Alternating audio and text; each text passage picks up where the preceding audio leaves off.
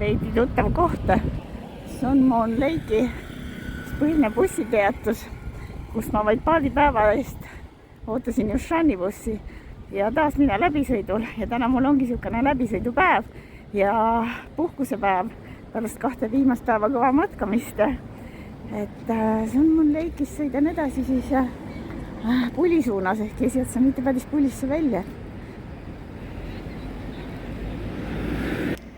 See päikesekuu järv siin kaardil ka kujutatud Sun Moon Lake võiks olla täitsa omaette sihtkoht, kui ma vaatan kõiki neid atraktsioone, mis siin järve ümber on. No mina olen kuskil siinkandis shopping areas, siin keskel. Siin on see põhiline siis bussipeatus. Ja neid atraktsioone jagub ümber järve. No muidu selles järves tegelikult ujuda ei tohi ainult 1 päeval aastas. Ma ei tea, kuidas seda päeva siis peaks nimetama pühaks vettekastmise päevaks või mis.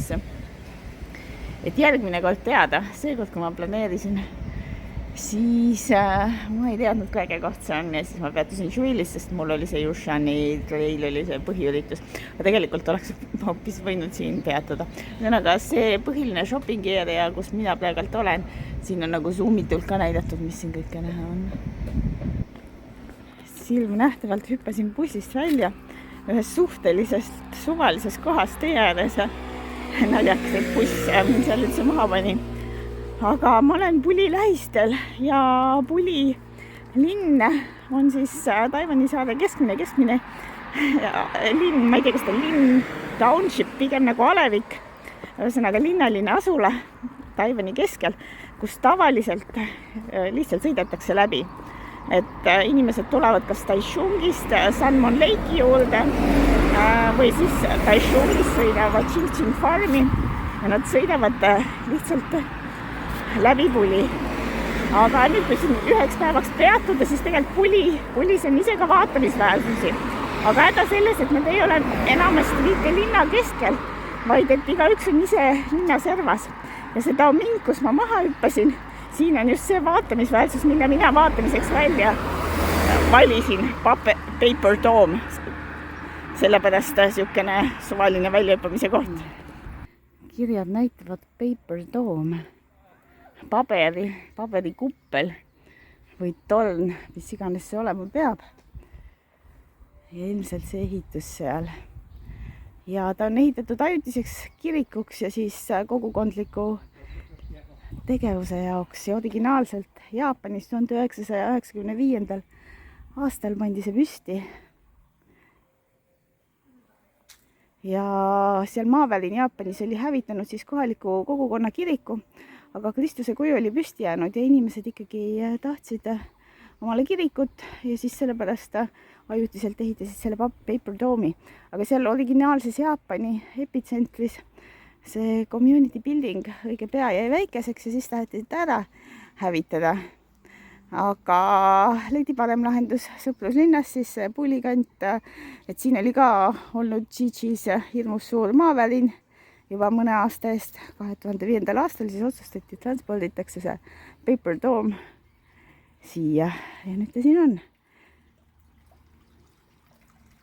Ja paberist ehitustest kõik imestate, et mis juhtub siis, kui on paberiga, siis kui ta on vihma käes. Et siis ta on veekindla materjaliga kaetud või vihmakindla. Nüüd selles mõttes täitsa püsti.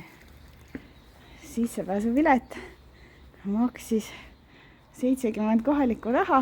See naisterahvas, kes müüs. Väga viisakas oli, palju aega oli, ilmselt turiste väga palju siin ka ei käi.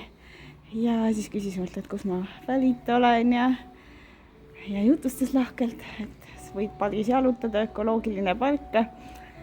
Kombineeritakse siis loodus ja inimesed ja sümboliseerib ka tugevat sidet Taiwani ja Jaapani vahel. Aga nüüd ma lähen selle põhiatraktsiooni ehk Paper Dome'i juurde. Paberist on siis need põhilised sambad. Mis kaunistas lael. Ja siin narmad ja narmaste taga, nagu kaedine taga, on ka suured sambad ja siin istepingid.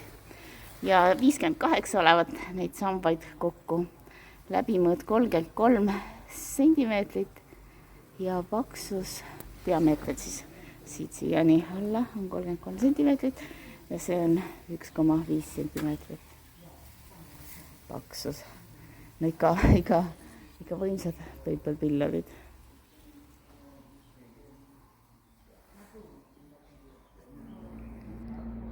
Iga samba kõrgus olevat 5 meetrit, kaal 60 kilogrammi, aga iga sammas olevat võimeline kandma kuni 1,5 tonni, 1500 kilogrammi raskust. Ja siin samas siis selle põhiehitise kõrval on väikesed kunstitööd ja vaatamisväärsused. Igaüks sümboliseerib siin oma asja. See rõngas siin sümboliseerib kah 921 earthquake sellise nimega maavärinat ja valgust ja südameid, mis sellega kõik kokku tulid. Ja väikene tilk.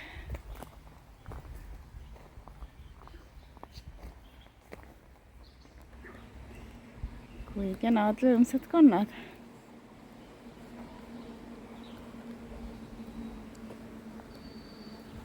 Bird of pupa ehk kuidas röövikust liblikas saab siukene kunstiteos siin ja bambusest ja mudast ehitus ja sümboliseerib siis transformatsiooni ja taassündi, et siin pidi olema mingisugune väikene vaatamise hall sees, aga näiks, et hetkel siiski mitte.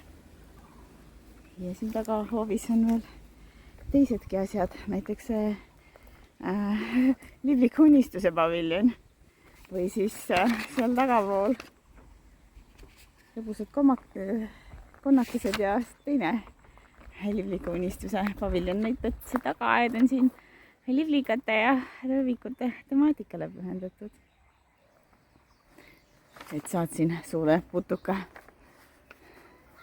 liblika, mis iganes elukas ta on, selle kõhu all istuda, nagu jalakesed on siin ümberringi. Ma kujutan ette, et kui need lambid põlema pannakse siis pimedas, et see ehitus võib täitsa efektne välja näha.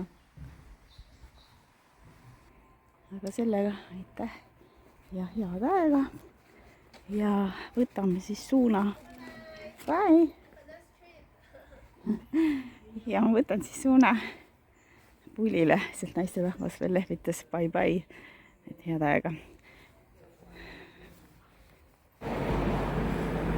Üks kuksin tee ääres teadmata põhjuse. Ilmselt reklaamib midagi.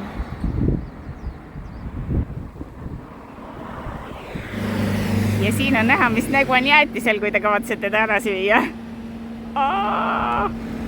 Siin puli sissepääsu ees on üks monument, mis meenutab 1947. aasta lahingut ja sümboliseerib see siis säilenõtkust, demokraatia säilenõtkust. Ometi see lahing ja järgnevad sündmused viisid 1949 valge terrorini, nii et nagu tähtis mälestussümbol.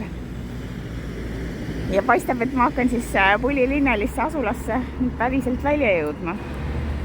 Suur korralik toidupood, aga vat ei töötanud ei minu Revoluti kaart ega ei töötanud ka Swedbanki Masterkaart. Ja ma olen tähele pannud, et kõikides kohtades siin ei tööta, et Šuilis ka poodides ühes ei tahetud aksepteerida Revoluti kaarti, teises mitte kumbagi ja siis Tšugava posti automaadid, ATM-id ei taha ka raha välja anda. Ma ei tea, see on vist ATM-i asi, sest teistes kohtades 7-Elevenites jälle saan ilusti maksta ja saan ka kätte.